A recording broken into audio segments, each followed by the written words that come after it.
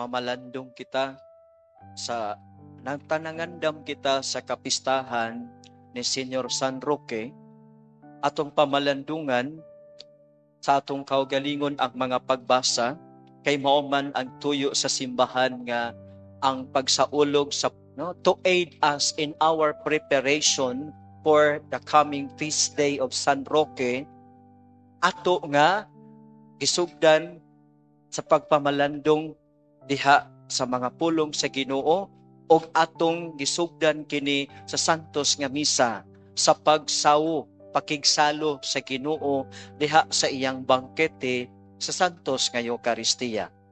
So kitang tanan, the best nga preparation for the celebration sa piyesta sa atong patron mao di ay ang pagpaminaw sa pulong sa Dios o pagtambong sa bangkete ni Kristo nga kita makigsalo sa Ginoo diha sa atong pangalawat sa patong Eucharistia. Now, kung mao kini, makita nato ang larawan sa usa ka sinodohanong simbahan. Simbahan nga nagkuyog, simbahan nga kauban, simbahan nga naghiusa. Mao na ang atong damgo nga mahimo kita nga sinodohanong simbahan. Unya karon sa ato nga tema karong adlaw, kung sakto ni akong memorya kay pasig makalimot ko, nga gingon dito ang paghigugmaay sa usag-usa mao ang mopalungtad niining sinodohanong simbahan. So, sakto ba? Wa ba ko makalimot? Sakto? Yango na lang sila kay sakto. Wa po siya ka memorya. Tabla. Sige, mao to. Sakto to sa nga tema. Okay. So, usay mo palambo ug mo palahutay nining sinodohanong simbahan ang paghigog maay gikan sa pulong nga gugma. Atong tan-awon ang gugma. Sige, diha sa atong pagkasimbahan, usa may problema nganong di man ta magkahiusa when we start to misunderstand each other. O take note ha, ang gustos Ginoo nga kita mahiusa, magkahiusa kita. Mao bitaw nga nagtukod sa usa ka simbahan aron kita mahiusa niining simbahan. Unya kining simbahan ingon ni San Pablo sa iyang sulat sa taga Colosas 1:18 nga ang simbahan lawas ni Kristo og si Kristo mao ang ulo niini. Unya mutudlo dayon si San Pablo sa iyang sulat sa taga Efeso chapter 4 mayngon dayon sa usa ka pagtuo, usa ka Ginoo, usa ka lawas. So one Lord, one faith, one church, o kitang tanan dito magkahiusa. Now, karon kining maong simbahan kanunay nga naglawig ang katawhan nga nagkahiusa sa pagtuo sa Ginoo, kanunay nagsunod sa Ginoo sa iyang mga lakang, kinahanglan magkahiusa. Apan, take note ha, apan dunay gitawag natong hulga sa atong panaghiusa kun ang hulhog sa yawa mosulod sa atong panaghiusa. Unsa may hulhog sa yawa? The devil plants the so-called misunderstanding. Ang yawa nagtanom og panagbingkil, nagtanom og kagubot, nagtanom og way pagsinabtanay. So take note o sige pang tanom sa yawa ha, kanang way pagsinabtanay, panagbingkil, dili magkasapot kana dinha. When we begin to misunderstand each other, ganahan bata makigkuyog kung we misunderstood others or they misunderstood us? Dili gyud ta ganahan nga makigkuyog. So sa atong ebanghelyo kang mamalandong tanga, ang Ginoo nangutana siya, kinsa man ako sumala sa mga tao? Well, the disciples, they answered. They said, Lord, may nag-ingon nga ikaw mao si Juan nga magbubunyag. Lord, ang uban po niingon nga ikaw mura kag si Elias. Ang uban po Lord nag-ingon mura kag si Jeremias o laing propeta sa karaang kasabutan. So the answer to Jesus' question with many answers. No? Ay daghan. Juan Magbubunyag, Elias, Propeta Jeremias, or other prophets in the Old Testament. Kunya karon kani nga mga tubag sakto man pero dili pa kompleto. Mengon si Jesus, kunya kamo, kuyog-kuyog man gyud ta permi. Kuyog ta mangaon, kuyog ta magampo, kuyog ta mga tug asa dapita, nakadungog yun mo nako magtudlo, nakakita ka mo sa ako mga milagro, kinsa man ako para kaninyo. Pedro na lang nito bag, mingon si Pedro, Lord, ikaw mao ang anak sa Dios. Ikaw ang Mesiyas, ang anak sa Dios nga buhi. O sa ingon ni Jesus kang Pedro, congratulations Peter. Ingon siya, bulahan ka. So kung kag bulahan, congratulations Peter. Nganong gi-congratulate sa Ginoo si Pedro kay mingon siya nga kining maong kamatuoran wala nimo nakatuni gikan ni bisan kinsang tao. Wala nimo nakatuni tungod kay nagbasa kag libro, wala nimo nakatuni tungod kay eskwela kay sa eskwelahan, kundi kining maong kamatuoran imong nakatunan o sa ingon sa Ginoo kining maong kamatuoran may abot kanimo gikan sa akong amahan nga atua sa langit. Gihatag kanimo sa akong amahan nga tua sa langit. Ang pagkaila sa pagkamesiyas ni Jesus is a divine gift from the Father direct to Saint Peter. Direkta ang kanang revelation nga si Peter nakahibaw tungod kay gipadayag sa amahan direkta ngadto kaniya kung kinsa kining Jesus nga ilang gikauban. You are the Messiah, the Son of the living God. But Peter, as a Jewish person, wala kaayo niya karon mapahilawman unsa di ay kining pagkamesiyas ni Jesus. Of course, sa mga Jewish people, they have an idea kung unsa man ang dagway, unsay hulagway, unsay kinaiya sa gitawag nila nga Mesiyas. Kay all of them, they were expecting the coming of a Davidic Messiah. Davidic Messiah is also like David. Abtik manggera, abtik manggubat, abtik mo gonit o kinagiban, abtik mo patay, abtik mo sulong sa mga kaaway, mubuntog sa mga kalaban. Mo na ilang mindset of the Jewish people. But here comes Jesus. Nailhan ni Pedro nga siya maong Mesiyas. Tinuod ka na. Apan ang understanding ni Pedro is human understanding of what a Messiah is. Ang expectation nila, a Messiah is a warrior, a Messiah is expert in using weapons to kill. But here comes Jesus, after he was known as the Messiah, frankly, si Jesus miingon siya mga tinunan, sultihan ko kamo, kinahanglan mo adto ako sa Jerusalem o paantuson ako pag-ayo sa mga punuan sa mga Hudiyo, sa mga pangulong pari, ingon man sa mga magtutudo sa balaod, patyon nila ako, apan sa ikatulo ka adlaw mabanhaw ako. Og diha dayon gibira siya ni Pedro, Lord, dali ragod nga ri, dali. Ya. Dili ta kana mahitabo kanimo, Lord. Miingon si Jesus, bahawa Satanas. Ang imong hunahuna, o siya ingon sa Ginoo, ang imong hunahuna, hunahuna sa tao o dili sa Dios. Take note nga ang mga Hudiyo, ang ilang hunahuna sa usa ka Mesiyas, abtik mo patay, abtik mo gunit og hinagiban, musulong isog kaayo, dili mo lunga, dili mo atras sa kanang panggubatan. Mo ni ilang hunahuna, but here comes Jesus. I will go to Jerusalem, isog. Abot nito dakpon ko, eps, di na mao Lord. Unya pagkauman, patyon ako, Lord, di unta ka na mahitabo kanimo. That is already out of our expectation. But mingon si Jesus, pahawa Satanas. Ang imong huna-huna dili sa Dios. Huna-huna nimo iya sa tao. Ayaw ako pagbabagi. So karon giprangkahan sila ni Jesus nga ang iyang pagka-Mesiyas is a Messiah who is so brave. Tinuod, brave. Brave nga moatubang sa kamatayon sa krus. Brave. Aron nga mapatay, magpakamatay siya, unya makaangkon kita og kaluwasan nga dayon. Only the brave is able to face the cross. the cowards will run away. O na nga sa pagdakop ni Jesus, ganakan ang mga tinunan, nanagan sila. Paglansang kang Kristo sa krus, nanagan og nanato gihapon sila except Mary and John, the beloved disciple, and other women nga dito usab nagpaantaw ang uban. So mga kaigsuonan, gitudluan kita sa Ginoo nga ang iyang pagkamesiyas mao ang paagi sa pagantos, paagi sa paghigugma.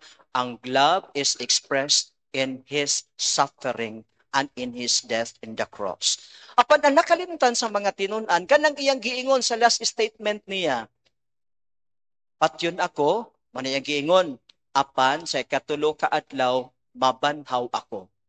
They only focus on the death of Jesus, but they forgot that Jesus said, mabanhaw ako sa ikatulo ka adlaw. Nakafocus sila sa kamatayon ni Jesus. Apan nakalimtan nila kung sa'y giingon ni Jesus at the back of all these things. After I die, after the crucifixion in the cross, there is the resurrection. Murag kita bitaw pud no? Natay problema. Ma-focus din ta sa problema. Na kay problema nga giatubang, maluya ka. Nganuman, tan-aw ra magsimong problema. Na kay problema giatubang, sus murag mangurog na ka. Na kay problema nga mga itong, sus, asam ta mangog kanini. Naka-focus kasi mong problema. Pero did you ever try to reflect and discern what is behind the problem?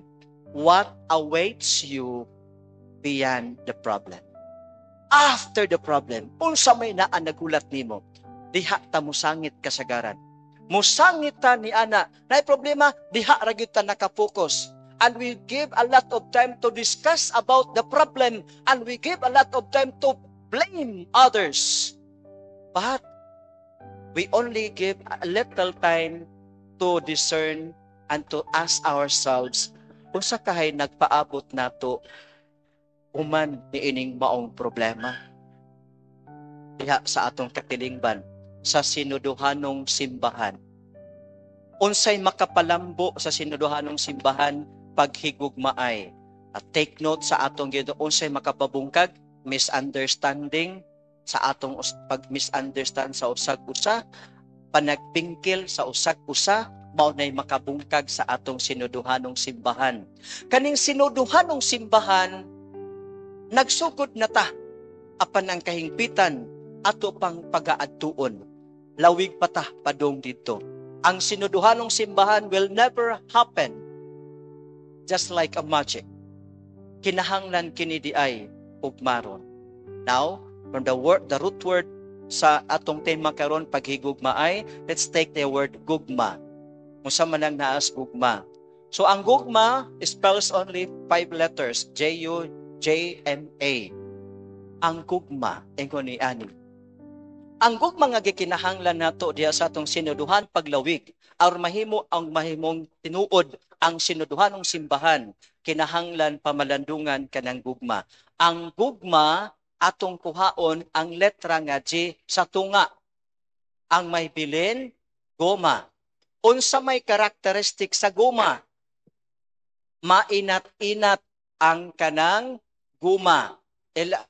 Stretchable. You stretch that. Mo na ang guma.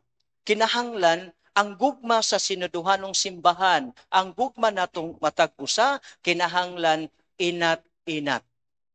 Inat-inat nga gugma, dili ka ng gugma nga nakafix o di mainat. Ang gugma di ay kinahanglan inat-inat.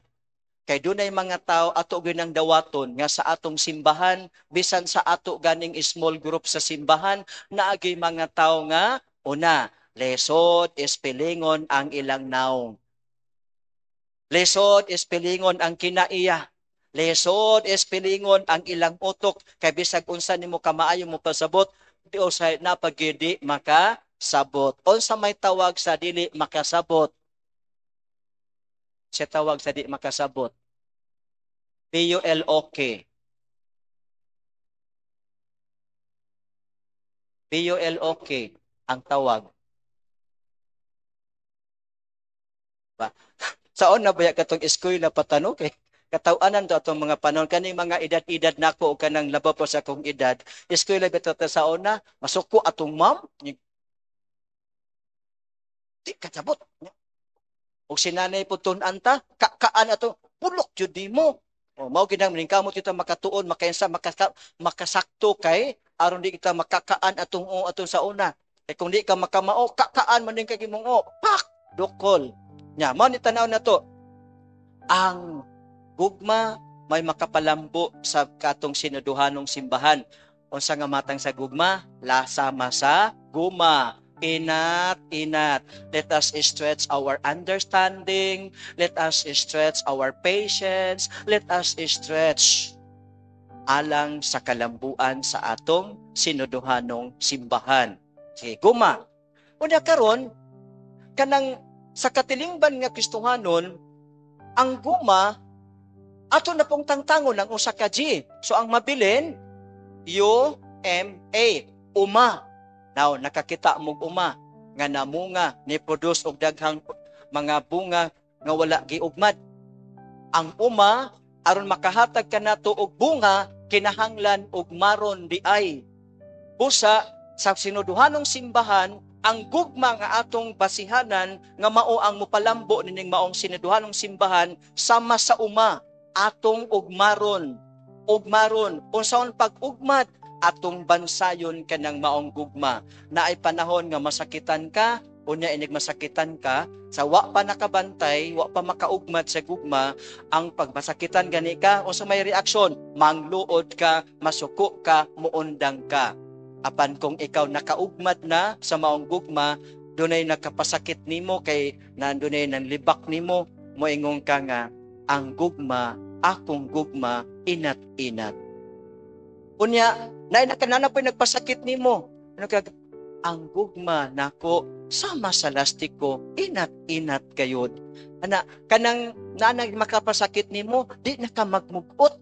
Nay manglaway nimo, di na ka magmugot. Sa wa pa ka makaog sa gugma, inig makabati ka og kanang panlibak nimo.